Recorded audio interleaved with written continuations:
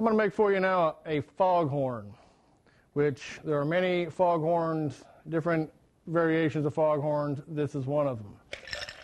A little ice in a glass.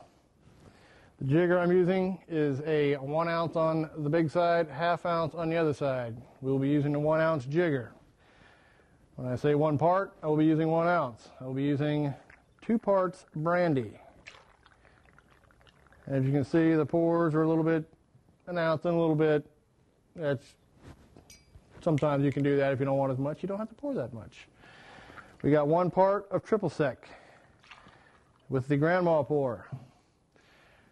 We're going to take the ingredients and we're going to shake them thoroughly.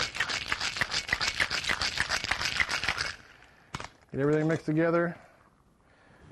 And here we have a chilled cocktail glass. The chilled cocktail glass is much more receptive to a cold cocktail than a warm one. And you'll notice that after about 20 minutes of drinking it, it will be a warm cocktail. I'm going to go ahead and pour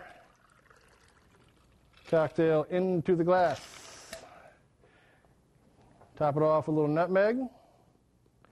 Not too much. In the beginning of your evening, we have the foghorn. Cheers.